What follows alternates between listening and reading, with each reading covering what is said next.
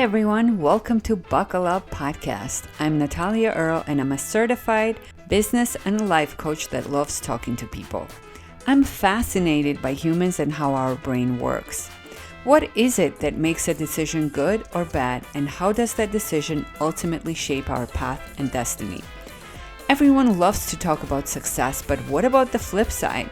How about adversity? Failure is such a big and often necessary part of life, and it's simply unavoidable. So I invite you to join me on this inspiring, honest, unpolished interview show with breathtakingly real conversations that go deep on setbacks and hardships that are part of the puzzle that ultimately lead to growth, discovery of inner greatness, and what makes us resilient. Grab your helmet and buckle up, people. It's going to be a bumpy ride. But what a ride it will be.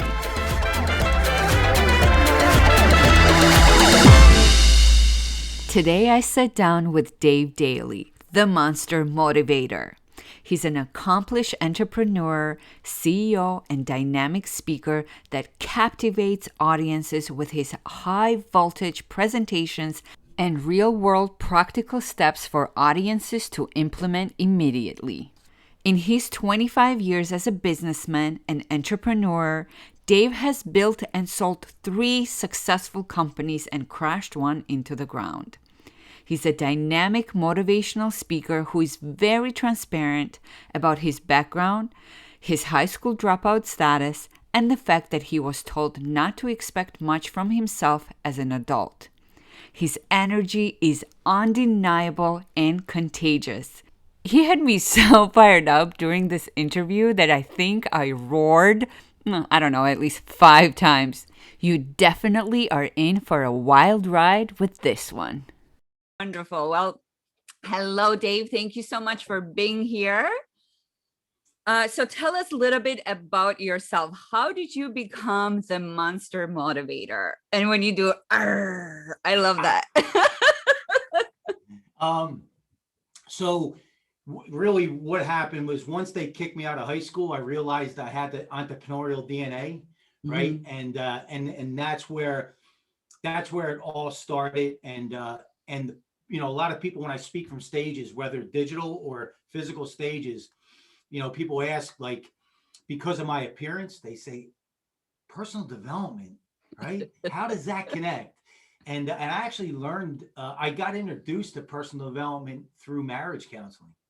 And Okay. there's a whole story behind that. But I'll give everyone a 30,000 foot view, right, of who I am, where I came from, and where I see myself going. So I'll bring everyone back to day one. Right. Perfect. Okay? Day one. We can't get any farther back. I was put up for adoption at birth. Mm-hmm. I spent the first 18 months of my life in an orphanage in North Philly. I'm from the East Coast, and it takes people about 13 seconds to realize that. Um, my family's from Philly, South Philly, and I was raised in Jersey. So the first 18 months of my life, I was in an orphanage in North Philly. Got adopted by 2 amazing, amazing souls, amazing human beings, my mom and dad. Uh, Left back in the 2nd grade, diagnosed with ADD, said I had a learning disorder, never graduated high school at 19. I'm sitting in a jail cell looking at 8 to 10 if things don't go my way. So that's the first 19 years. So that's when I say that, how I created my resume to this point is really understanding and always working on understanding who I am, Mm-hmm. what makes me tick, Mm-hmm. and where do I want to go, and who do I have to become to get there. Right.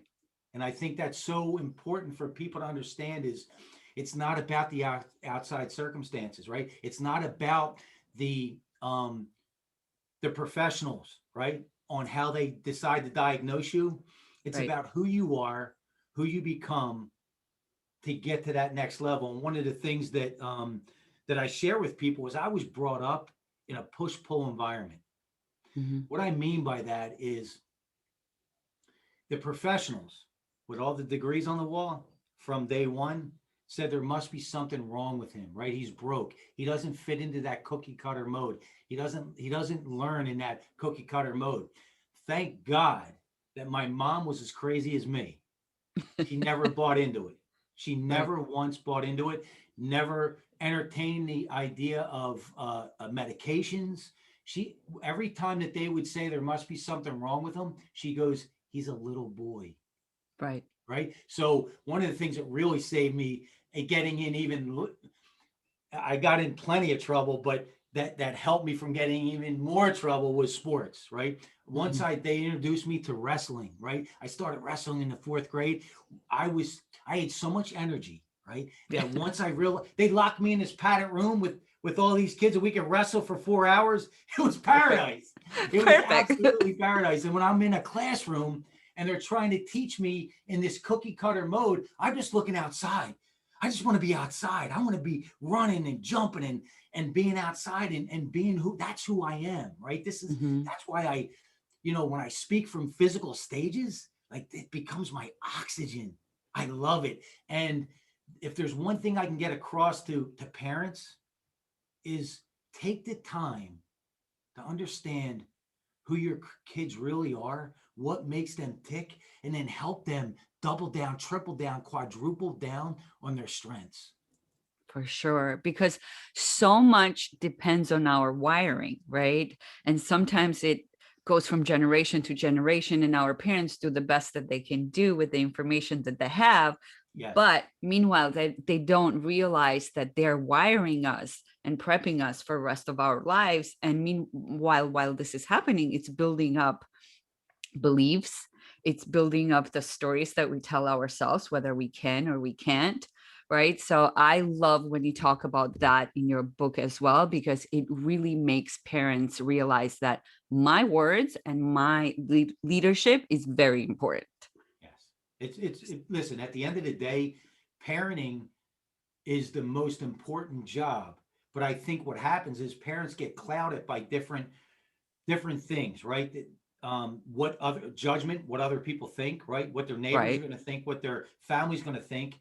And then secondly, your job as a parent is to create a human being or help create a human being that adds to society, doesn't take away from it.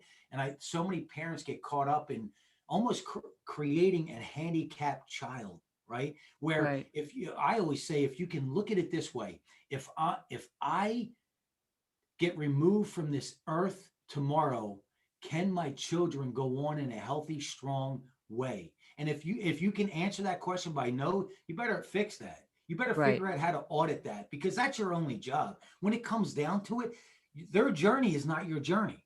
Your Right. journey is not their journey, right? You Right. just happen to be a part of this. And in the beginning stages, you're a very important part of this. So there's my parenting rant. No, 100%, 100%. And sometimes parents tend to unconsciously create that codependency, right? 100%.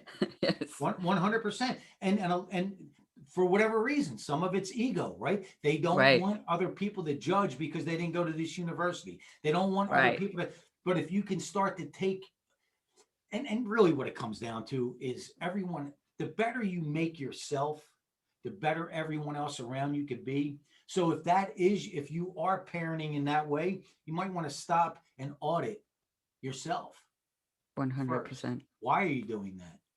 For Right? sure. Why? What is the reason? So, yeah. So let's talk about adversities a little bit. So when Yes. adversities strike, why do we, majority of us, only see the negative, in your Because personal opinion? because of our conditioning, right? That's Right. our conditioning, and that's how most are brought up. And you now have to take that responsibility on again about because most people just won't even take the time to really understand themselves, start to learn about themselves, and then create a direction and a plan to get you where you really want to go. Mhm. And a lot of that has to do with everything boils down to this. Life is simple, not always easy, but the simpler you make it, the easier it becomes. And everything is based on our self image. See, we Right. can build our self image up, we can tear it down, but we cannot outperform it. Let me repeat that. You could build it up, you Yep. could tear it down, but you cannot outperform it. It is the ultimate barometer in life. So if your self-image is set for whatever reason at 72, it cannot go above 72 unless you work on moving that up. And it cannot go below 72 unless you allow that to be tore down, right? Mm-hmm. And so as a parent, as a grandparent, as a functioning adult, I say this, the greatest gift that you could give any child, whether it's your child or not, is a bulletproof self-image. You're going to teach that child that it can fish for itself. Nobody has to fish for them. It's the truth. And the adversity is this. It's either your heaviest anchor or your strongest propeller. You need to decide that. And plenty of people, it becomes their heaviest anchor. But then again, but that's their journey, right? Right. That's their journey. And one of the most intense lessons I had to learn back going through the marriage counseling, getting introduced to personal development is this. Your only job is to raise your vibration, and the people around you are either going to come up with you or they're going to fall away, but it's not your job to determine what they do. And for me, it was like, it took me a while, right, to really understand that, because of guilt, right? Because of what society creates a conditioning. And again, it's your job to figure out who you are and who you need to be. Right. And here's the other thing I want to share. So many people out there, they want to know, I want this thing called security, right? I want this thing called protection. It's so easy. If you want security, if you want protection in life, you ready? Here's the ultimate hack. Bring more value than the other person. You will be 100% security for the rest of your life. If you bring more value than the other person and you let the universe do the heavy lifting, here's what happens. They either fall away because they can't keep up, or now they bring it to another level. Now you bring it to another level. Now you 100%. If you want security, bring more value. Personal life, professional life, intimate life, whatever that is, bring more value than the other person. Yes, I agree with you 100%, because then you're taking your full responsibility from. Look at this. I can feel a coming on, baby. That's exactly what I want to do. I'm like, awesome. Oh, for sure. And I'm a total mind person, right? I always tell people, like, you have to mind fuck me, like, excuse my language. Like, that's my motivation. Like, that's what turns me on. I don't care how you look. I don't care what you have. Like, one of my non-negotiables, if you have zero drive, I cannot be with you. I don't care who you are, how beautiful you look. What do you have? Like, if you don't have that drive that's gonna make me, push me to be a better version of me, it gets old. There's no alignment. Right. And if you can't have deep conversation, if you can't have this, right, then it's just out of alignment. But how do you know that? Because you get to know yourself. And then it keeps mapping back to non-negotiables. We'll count how many times I say that. Non-negotiables. It's everything. It's everything. It truly is, right? It's everything. Here's what